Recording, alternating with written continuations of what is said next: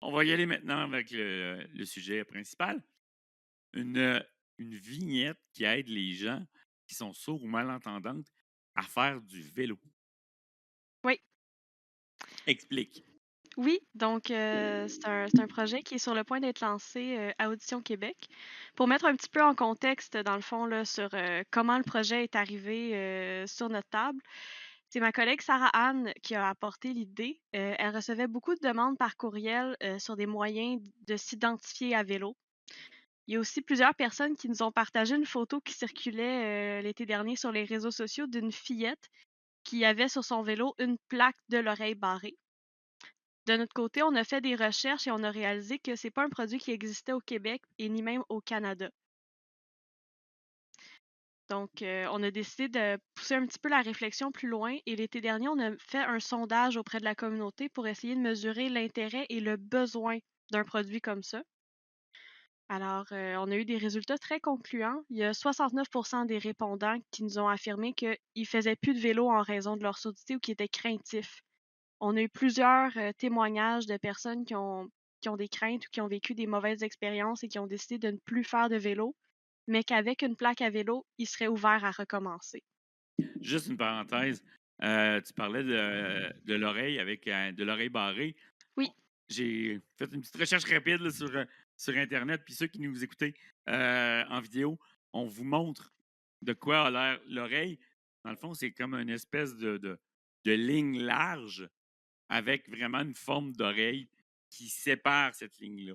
Donc, pour les gens qui ne seraient pas en vidéo actuellement, je pense que c'est une belle description, à moins que tu aurais une autre façon de le décrire. Mais non, c'est ça, assez bien expliqué. ça dit ce que ça a à dire.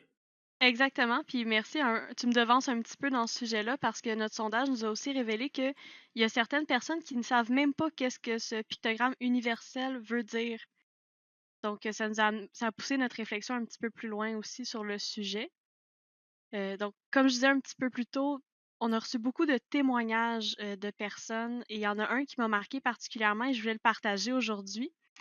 Alors ça va comme suit: «Je fais beaucoup de sport et comme c'est un handicap invisible, la surdité, la plaque ferait du vélo un sport où ça le serait moins et aussi pour éduquer les gens que ce n'est pas parce qu'on entend moins bien qu'on ne bouge pas». Wow! Oui, Puis, à entendre ce que tu viens de dire, tu sais, là, on parle d'une plaque de vélo, mais ultimement, il y aurait plein d'outils qui pourraient servir. Exemple, quelqu'un qui fait de la course à pied, il met son chandail avec son logo, avec l'oreille barrée, puis whoop, ça dit ce que ça a à dire. Plein d'autres sports, là, tout pourraient à fait. embarquer là-dedans, là. Oui, ben tout à fait et à long terme, on aimerait pouvoir étendre justement, l'offre de produits qu'on pourrait avoir et possiblement qu'on va pouvoir, le faire. J'ai eu une primeur, ce matin que je partage, aujourd'hui, à ton émission. On aime Alors, ça, les primeurs, on oui, aime ça.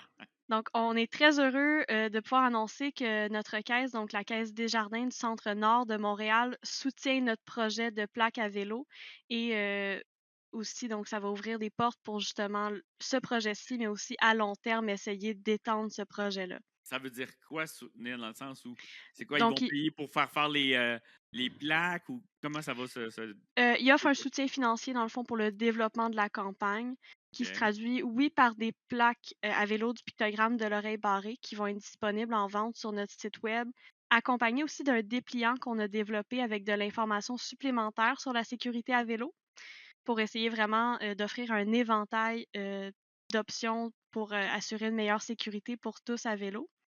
Et aussi parallèlement, donc une campagne de sensibilisation pour le grand public. Alors, c'est quoi le pictogramme de l'oreille barrée et comment on y réagit quand on le croise sur les pistes cyclables, par exemple?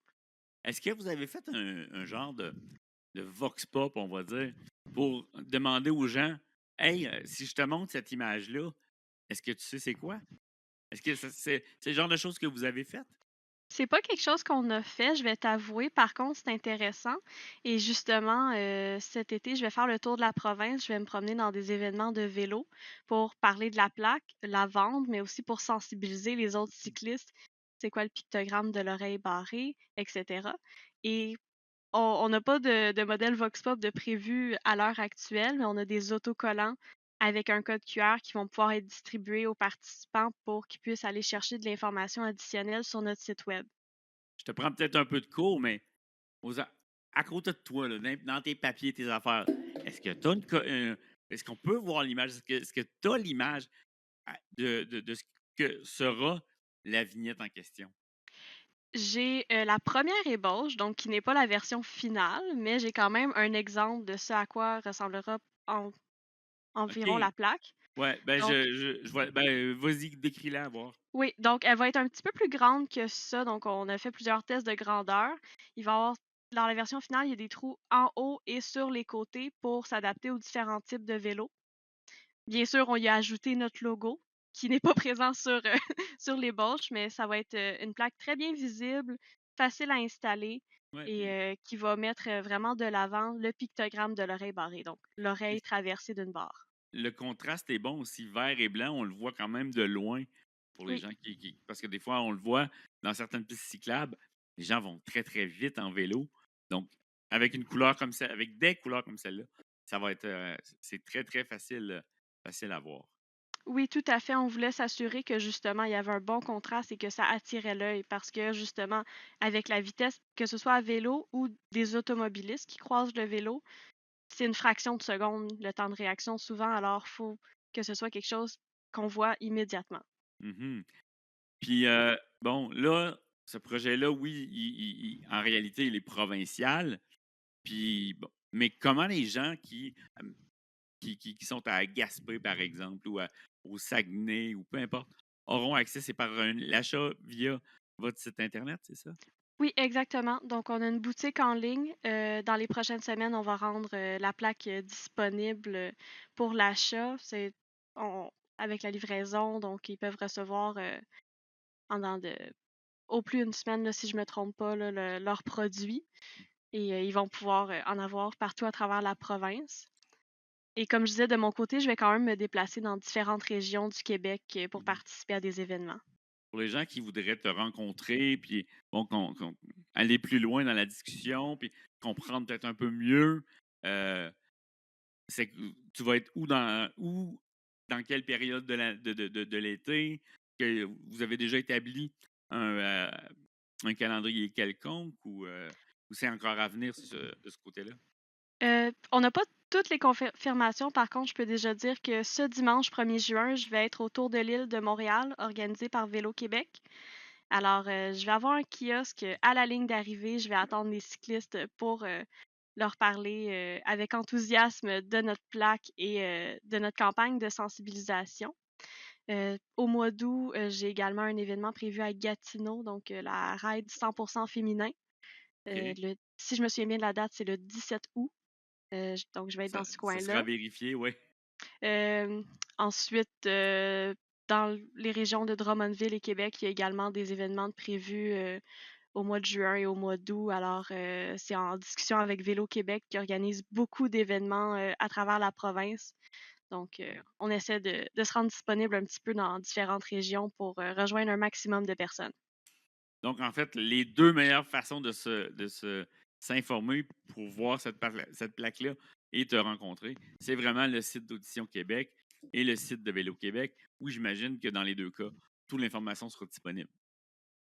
Principalement sur le site d'Audition Québec, il va y avoir de l'information et sinon, moi, je vais me déplacer surtout dans les événements donc de Vélo Québec. Donc, si on veut me Mais, rencontrer sur place, ça va être vraiment, dans des événements comme ça. mais Vélo Québec en feront pas la promotion, c'est ce que je comprends? Oui, il va y avoir de la promotion à travers leur réseau personnel, donc dans leurs médias sociaux, dans leur infolette, ils vont partager aussi, notre information. Ben, c'est très intéressant, puis j'ai bien, bien hâte de voir la réponse des gens, ne serait-ce qu'à est-ce que vous savez c'est quoi ce logo-là? Moi, si j'avais une question à poser avec un tel logo, ça serait celle-là. C'est juste une question. C'est quoi?